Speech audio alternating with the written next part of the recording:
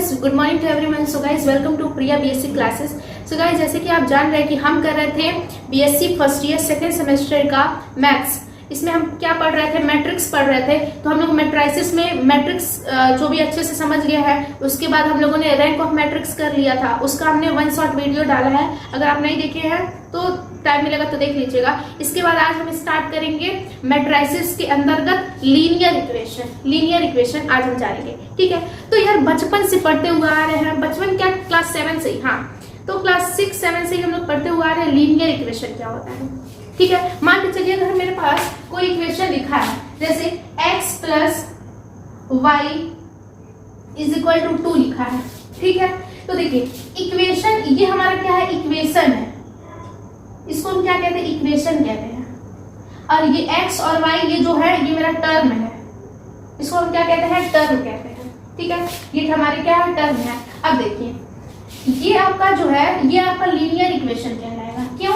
Linear equation ऐसा equation होता है जिसमें कि हाईएस्ट पावर हमारा 1 हो, मतलब कि डिग्री उस लीनियर इक्वेशन की जो डिग्री है वो 1 हो। हाईएस्ट पावर अगर उस इक्वेशन का 1 है तो हाईएस्ट पावर को ही तो हम डिग्री कहते हैं। इसका देखिए, इसका हमारा हाईएस्ट पावर क्या है? 1। इसका हमारा हाईएस्ट पावर क्या है? 1, ठीक है। ये तो हमारा कांस्टेंट है।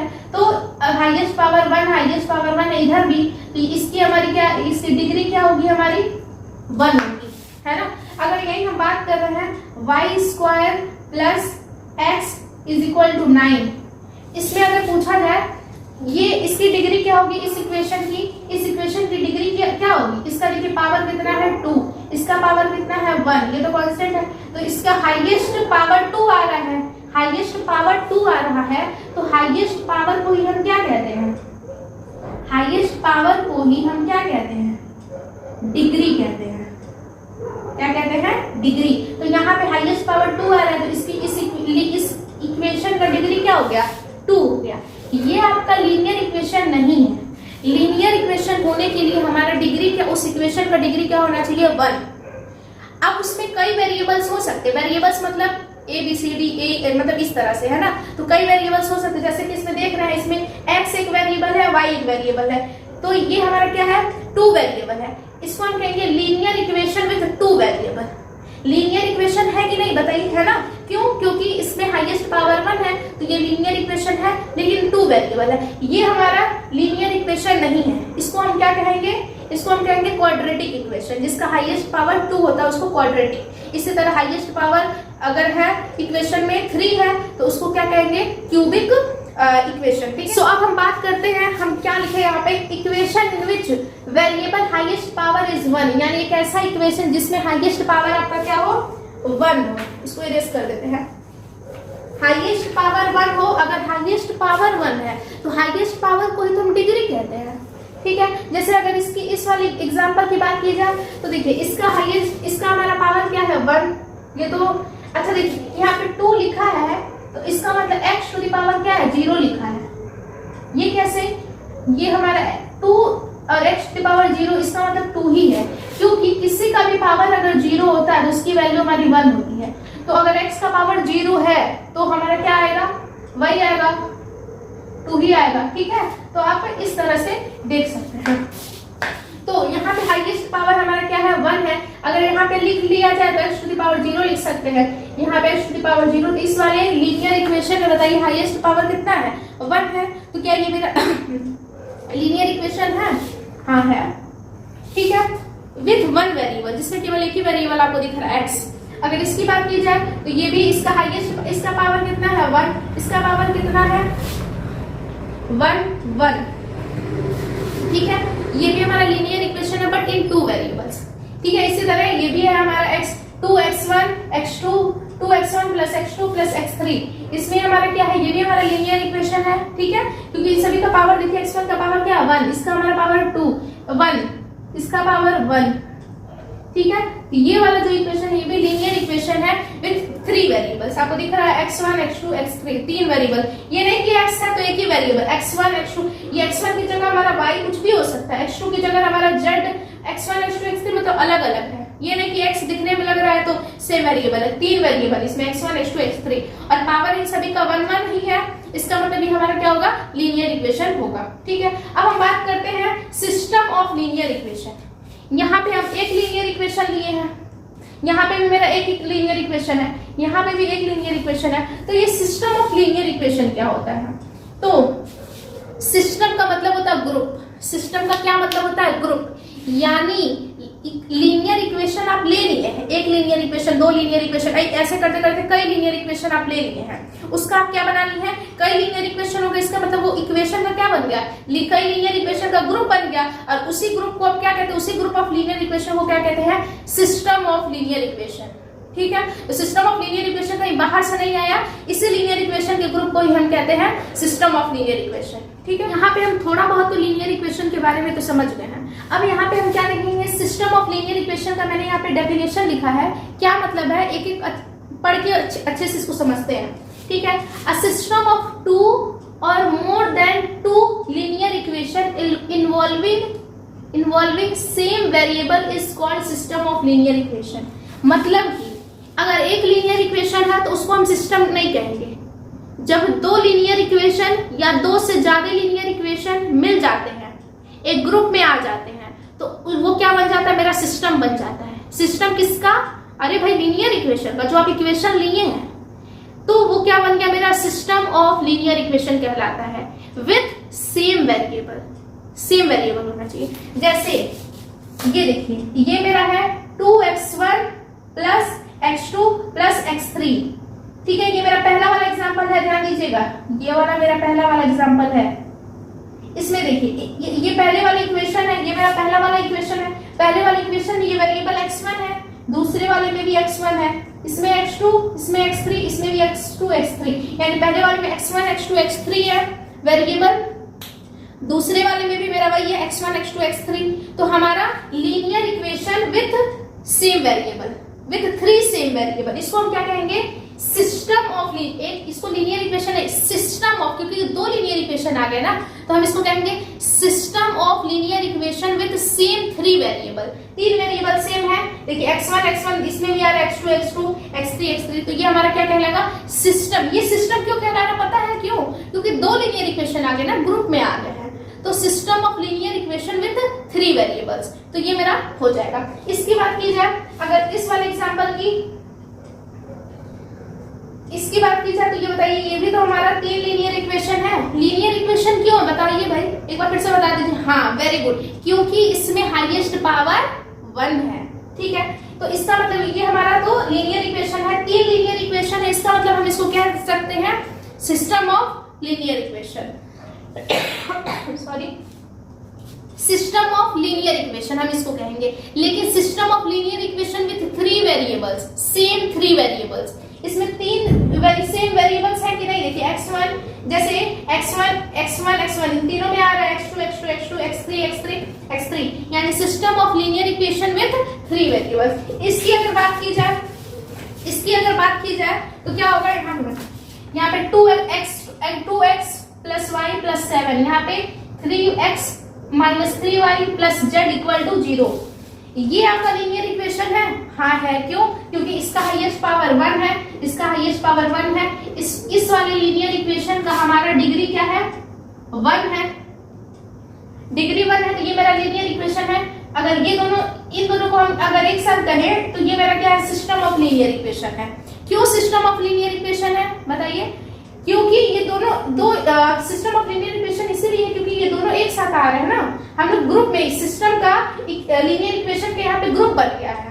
जब 2 या 2 से ज्यादा लीनियर इक्वेशन मिल जाते हैं, तो हमारा क्या बन जाता है, सिस्टम ऑफ लीनियर इक्वेशन बन जाता है। ठीक है, अब देखिए, system of linear equation with 2 same variable, 3 नहीं, 2 सेम वेरिएबल। देखिए, इसमें x आ रहा है, इसमें भी x, इसमें y आ रहा है, इसमें y वेरिएबल आ रहा है, इसमें z नहीं आ रहा, लेकिन इसमें आ रहा है। लेकिन तो भी ये जो हमारा सिस्टम ऑफ लीनियर इक्वेशन कहलाएगा विथ 3 सेम वेरिएबल रहे, विथ 2 सेम वेरिएबल रहेगा, 2 सेम वेरिएबल। समझ में आ रहा है, x है, इसमें भी x, इसमें y है, इसमें y, इसमें अगर z है लेकिन इसमें नहीं है, तो इस वाले, ये तो मेरा सेम नहीं है, तो केवल 2 ही हमारा रहेगा, इसको कहेंगे system of linear equation with to same variable. हम देखे हैं कि सिस्टम ऑफ लीनियर इक्वेशन क्या होता है, और अब हम देखेंगे जनरल लीनियर इक्वेशन किस फॉर्म में होता है। ठीक है, तो देखिए जनरल लीनियर इक्वेशन कुछ इस फॉर्म में होता है। दिखने में थोड़ा अजीब लग रहा होगा, लेकिन अभी समझेंगे, बहुत आसान है, डरा नहीं जाता, बिल्कुल बहुत आसान है। देखिए जनरल लीनियर इक्वेशन आप इस फॉर्म में लिखेंगे। यहाँ पे देखिए, ये देखिए, ये मेरा पहला लीनियर इक्वेशन हम लिए हैं, ये मेरा फर्स्ट लीनियर इक्वेशन है, ये मेरे पास दूसरा लीनियर इक्वेशन है। ठीक है, ऐसे करते करते मेरे पास कितने इक्वेशंस हैं, ऐसे करते करते मेरे m इक्वेशंस हैं। ठीक है, इसलिए मैंने इधर डॉट डॉट लगा दिया है, यानी टोटल मेरे पास कितने इक्वेशन है, कई सारे हो सकते हैं ना। लीजिए देखिए सिस्टम आप दो, देखिए अगर आपके पास एक लीनियर इक्वेशन है तो वो सिस्टम नहीं है, दो लीनियर इक्वेशन हो गए तो आप उसको क्या कह सकते हैं, सिस्टम ऑफ लीनियर इक्वेशन कह सकते हैं। दो से ज्यादा अगर तीन लीनियर इक्वेशन है तो भी आप उसको कहेंगे सिस्टम ऑफ लीनियर इक्वेशन। चार लीनियर इक्वेशन है तो भी आप उसको कहेंगे सिस्टम ऑफ लीनियर इक्वेशन। तो ऐसे करते करते 5, 6, 7, 8, 9, 10 हजार लीनियर इक्वेशन है, और वो उसका अगर क्या बना दें, हम उसको हम एक सिस्टम में ला दें, ग्रुप में ला दें, तो उसी ग्रुप में अगर हम ला दें तो उसी को हम कहेंगे सिस्टम ऑफ लीनियर इक्वेशन। ठीक है, तो ऐसे करते करते मेरे पास कितने इक्वेशन है, m इक्वेशन है। यहाँ पे जो m आपको दिख रहा है, यहाँ पे जो आपको m दिख रहा है इस फॉर्म में, तो ये हमारा क्या इक्वेशन को डिनोट कर रहा है। यहाँ पे वेरिएबल्स तो कई सारे हो सकते हैं ना, जैसे हम बोल रहे हैं वेरिएबल्स मेरा है x1, कोई x2, x3, ऐसे करते करते मेरे पास xn वेरिएबल हो सकते हैं, कई सारे वेरिएबल्स हो सकते हैं। तो यहाँ पे n हमको क्या डिनोट कर रहा है, नंबर ऑफ वेरिएबल्स। n हमारे क्या डिनोट कर रहा है, यानी वेरिएबल्स कितने हैं, वेरिएबल्स हमारे n है। ठीक है, तो ये देखिए इसको हम कहेंगे जनरल लीनियर इक्वेशन। ठीक है, अब इस जनरल लीनियर इक्वेशन को आप मैट्रिक्स के फॉर्म में रिड्यूस करेंगे। कैसे करेंगे, देखिए सबसे पहले इसको हम रिड्यूस करेंगे ax इक्वल टू b के फॉर्म में। अब यहाँ पे a क्या है, a देखिए यहाँ पे मैं लिख रही हूँ a क्या है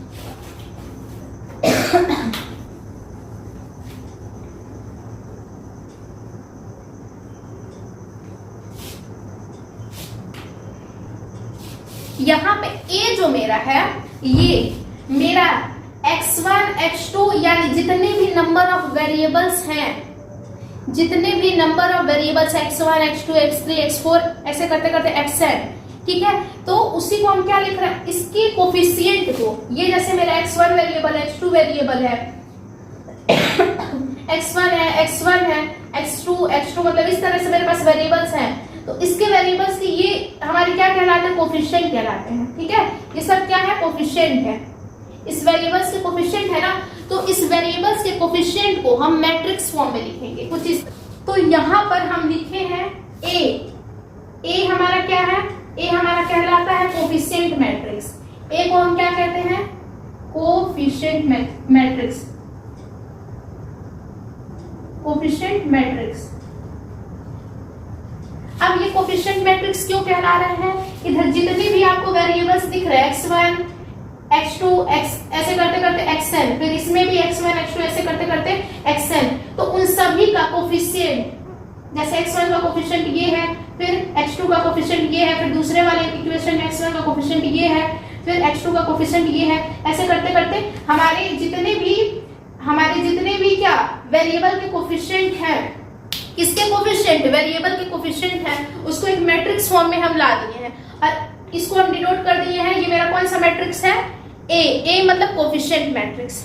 ठीक है, अब ये क्या है हमारा x को हम कहते हैं, मतलब x में हमारे x को हम कहते हैं नंबर ऑफ अननोन कहते हैं। ठीक है, इसको हम किस मैट्रिक्स में ला दिए हैं, देखिए ये मेरा किस तरह से आ गया है, ये मेरा पहला वेरिएबल, दूसरा वेरिएबल, ऐसे करते करते n वेरिएबल्स हैं। ठीक है, तो हम इसको एक मैट्रिक्स में ला दिए, कॉलम मैट्रिक्स में। कॉलम मैट्रिक्स मतलब जिसमें केवल एक ही कॉलम हो, रो मैट्रिक्स मतलब जिसमें केवल एक ही रोज हो। ठीक है, तो इस तरह से ला दिया गया है। तो ये मेरा x क्या कहलाएगा, unknown matrix, unknown matrix, unknown matrix of variable लिख सकते हैं आप, ये वेरिएबल का ही ना है। ठीक है, अब यहाँ पे हम क्या लिखेंगे, b हमारा किस क्या है, b जो है ये क्या है हमारा, ये हमारा कांस्टेंट मैट्रिक्स है। ये देखिए, ये जैसे मेरा पहला b1 फिर b2 ऐसे करते करते bm। ठीक है, ऐसे करते करते हमारा क्या है, हमारा यहाँ पे bn बी एम है। अब हम यहाँ पे देखेंगे कि ये मेरा बी क्या है। बी को हम क्या कहते हैं, कांस्टेंट मैट्रिक्स कहते हैं। जैसे इस वाले में बी, इस वाले इक्वेशन में ये जैसे यहाँ पे हमारा एन रहेगा, ठीक है। इस वाले इक्वेशन में हमारे b1 b2 ऐसे करते करते हमारे bn है, ठीक है। यानी नंबर ऑफ कांस्टेंट टर्म है।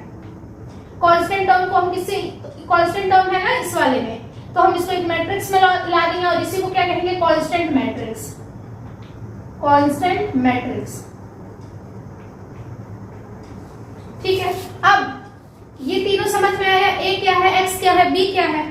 अब इस जनरल लीनियर इक्वेशन को ax इक्वल टू बी के फॉर्म में लाना है, तो हम ax is equal to B के फॉर्म में रख दिए हैं। a की जगह हमको समझ में आया, a हमारा क्या था वहां पे बताइए, कोफिशिएंट मैट्रिक्स था, तो हम यहाँ पे रख दिए हैं x। x हमारा क्या है, अननोन मैट्रिक्स है, ठीक है। इसमें हमारे वेरिएबल्स आते हैं, n वेरिएबल्स है तो हमारा xn लिखा है। फिर यहाँ पे b हमारा क्या है, कांस्टेंट मैट्रिक्स है, तो इसको हम उठा करके यहाँ रख दिए। क्यों, क्योंकि हमको इस फॉर्म में लाना था, ax is equal to B के फॉर्म में।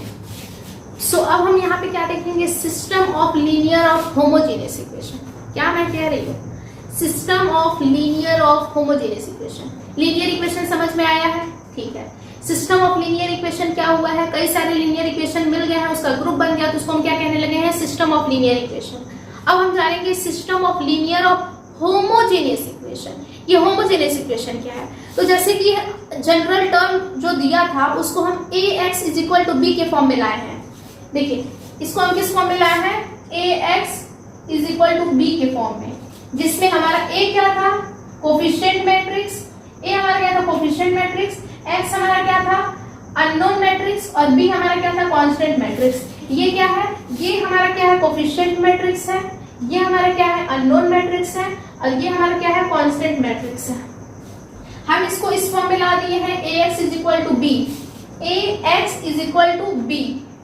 तो सिस्टम, ये तो मेरा linear equation, general linear equation को हम इस फॉर्म में ला दिए हैं, ax is equal to B के फॉर्म में ला दिए हैं। अब हमको क्या देखना है, system of linear of homogeneous equation. हमको होमोजेनियस इक्वेशन करना है, तब हम इसमें क्या करेंगे, देखिए तो ये मेरा जो कांस्टेंट मैट्रिक्स दिख रहा है ना, कांस्टेंट मैट्रिक्स को, जैसे हम b को, कांस्टेंट मैट्रिक्स को हम किस फॉर्म में डिनोट करते हैं, जैसे ये मेरा b1 b2 dot dot dot bn, इस तरह से है ना।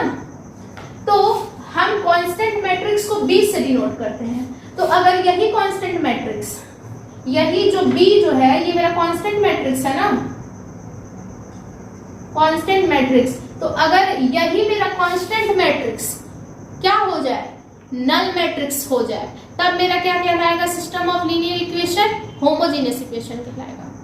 क्या मैंने कहा, अगर मेरा b हमारा क्या हो जाए, नल मैट्रिक्स हो जाए, जीरो मैट्रिक्स हो जाए, यानी जो आप b जो है, ये आपका क्या है, कांस्टेंट मैट्रिक्स है, इसको आप कॉलम के फॉर्म में लिखे हैं कि नहीं, तो अगर इस कॉलम के फॉर्म में लिखे हैं तो ये हमारा क्या हो जाए, जीरो मैट्रिक्स हो जाए, मतलब नल मैट्रिक्स हो जाए, मतलब यहाँ पे मेरा 0 0 0 डॉट डॉट डॉट 0, तब मेरा क्या कहलाएगा, ये सिस्टम ऑफ लीनियर इक्वेशन क्या कहलाएगा, क्या कहलाएगा, होमोजेनियस इक्वेशन कहलाएगा, ठीक है। तो ये मेरा जो कांस्टेंट मैट्रिक्स हमारा क्या हो जाता है, 0 हो जाता है, तब हमारे ये सिस्टम ऑफ लीनियर इक्वेशन क्या कहलाने लगता है, system of linear of homogeneous equation कहलाने लगता है। ये मेरा 0 0 0 0 हो जाए, ठीक है। अब ये हमारा होमोजेनियस हो गया। सेकंड केस आता है आपका, इफ b जो है वो 0 के इक्वल ना हो, मतलब कि जो हमारा कांस्टेंट मैट्रिक्स है ये मेरा नल मैट्रिक्स ना हो, नल मैट्रिक्स मतलब जीरो मैट्रिक्स ना हो, ठीक है। नॉन जीरो मैट्रिक्स हो, कहने का मतलब ये तो हमारा सब में 0 0 0 आ गया है, तो मेरा क्या है, जीरो मैट्रिक्स है, नल मैट्रिक्स है। लेकिन अगर इसमें इस तरह से लिखे 0 2 0 डॉट डॉट डॉट 0, तब ये मेरा जीरो मैट्रिक्स नहीं रहेगा, नल मैट्रिक्स नहीं कहलाएगा। जीरो मैट्रिक्स मतलब यार नल मैट्रिक्स, तब ये मेरा नल मैट्रिक्स नहीं कहलाएगा। क्यों, क्योंकि ये नॉन जीरो मैट्रिक्स बन गया, इसमें एक हमारा नंबर आ गया, ऐसे कोई नंबर, जीरो मैट्रिक्स होने के लिए सब 0 होने चाहिए, एक भी इस तरह से नहीं दिखना चाहिए, 1 2 3 4 मतलब इस तरह से नहीं दिखना चाहिए, ठीक है। तब अगर b हमारा जीरो मैट्रिक्स ना हो, कांस्टेंट मैट्रिक्स जो हम लिए हैं, कांस्टेंट मैट्रिक्स को डिनोट करें b से ना, तो कांस्टेंट मैट्रिक्स अगर मेरा 0 नहीं है, तब वो सिस्टम ऑफ लीनियर इक्वेशन क्या कहलाएगा? System of linear of non homogeneous equation. तो अब हम यहाँ पे क्या देखेंगे, हम तो ये समझ गए कि system of linear of homogeneous equation क्या होता है, ठीक है। तो यहाँ पे वर्किंग रूल उसका देखेंगे, system of linear of homogeneous equation का वर्किंग रूल। अब हम समझ गए, बस ये नहीं है, मान के चलिए अगर उस पर क्वेश्चन आएंगे, ठीक है, तो किस तरह से करेंगे, तो हम यहाँ पे वर्किंग रूल देख लेते हैं। पहला क्या है, convert the system of linear of homogeneous equation into matrix form. मतलब आपको अगर मान के चलिए कोई अगर आपको दे दिया है ऐसे कोई भी आपको इक्वेशन दे दिया, system of linear of equation दे दिया 2x plus y plus z equal to 0, 3 minus 3x plus y plus z equal to 0, 8x minus 3y plus 7z equal to 0। ये आपका एग्जाम्पल अगर ऐसे मैं बस बता रही हूँ, अगर ये आप देख लिए हैं, ये आपका लीनियर इक्वेशन है और ये ग्रुप में है, तो ये मेरा क्या हो गया, सिस्टम ऑफ लीनियर इक्वेशन हो गया। अब हम यहाँ पे देख रहे हैं कि ये मेरा सब, ये जो है इस साइड मेरा सब यहाँ पे हम देख रहे हैं कि इस साइड मेरा सब के सब क्या है, 0 है, 0 है। तो हम तुरंत समझ जाएंगे कि ये मेरा कौन सा इक्वेशन है, system of linear of homogeneous equation है। तो हम इसको तुरंत किस फॉर्म में कन्वर्ट कर देंगे, ax is equal to b के फॉर्म में, यानी जो वेरिएबल का जो कोफिशिएंट होगा उसको 1 में लिख देंगे इस तरह से।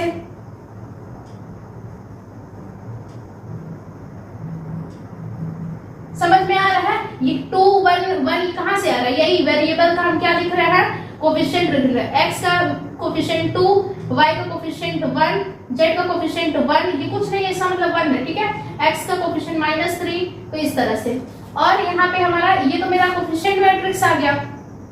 नेक्स्ट है हमारा अननोन मैट्रिक्स। अननोन मैट्रिक्स मेरा कितने हैं, मतलब वेरिएबल x y z, तीनों में वही है ना, तो यहाँ पे मेरा x y z equal to ये कांस्टेंट मैट्रिक्स। कांस्टेंट मैट्रिक्स को हम कॉलम फॉर्म में इस तरह से लिख लेंगे, ठीक है। तो जैसे ही हम देखें system of linear of homogeneous equation, तुरंत हम उसको ax is equal to b के फॉर्म में कन्वर्ट कर देंगे, ठीक है। अब सेकंड स्टेप में हम क्या करेंगे, इस जो ये हमारा दिया हुआ कोफिशिएंट मैट्रिक्स, इसका हम क्या निकालेंगे, रैंक निकालेंगे।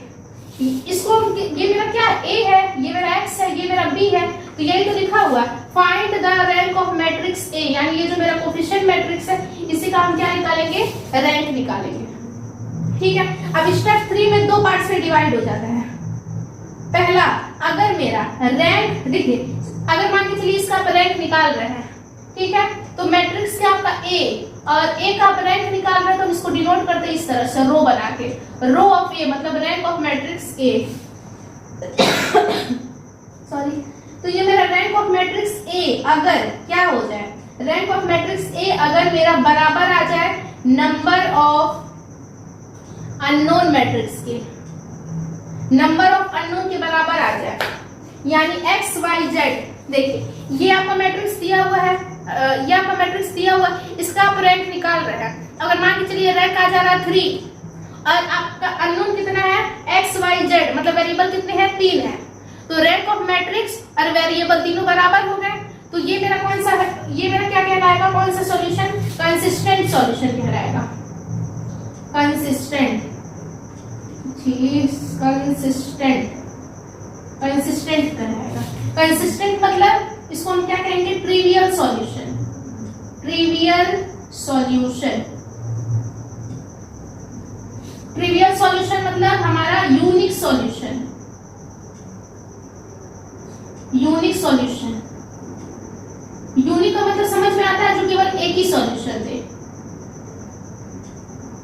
अगर हम रैंक ऑफ मैट्रिक्स निकाले हैं, कोफिशिएंट मैट्रिक्स में हम रैंक निकाले हैं, वही अगर मेरा नंबर ऑफ अननोन के बराबर आ गया, तो ये मेरा क्या होगा, कंसिस्टेंट होगा। कंसिस्टेंट होगा तो ये मेरा ट्रिवियल सॉल्यूशन दिखाएगा, ठीक है, मतलब कि यूनिक सॉल्यूशन देगा। ट्रिवियल मतलब यूनिक सॉल्यूशन देगा जिसका केवल एक ही सॉल्यूशन निकलेगा।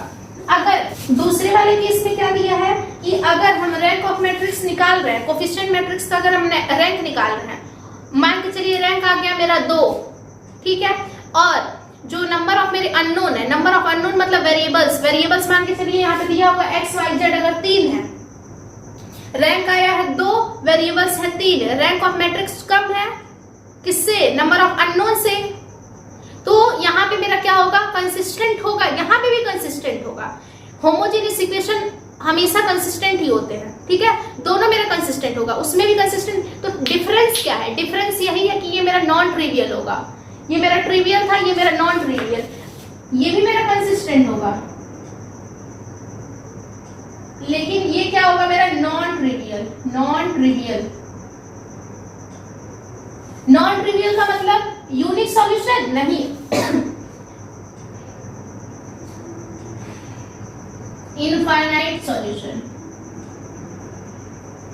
यूनिक मतलब वन सॉल्यूशन, इनफाइनाइट मतलब कई सारे सॉल्यूशन निकलेंगे, मैनी सॉल्यूशंस, ठीक है। तो हम इस तरह से निकालेंगे और इस तरह से हम कंसिस्टेंसी चेक करेंगे।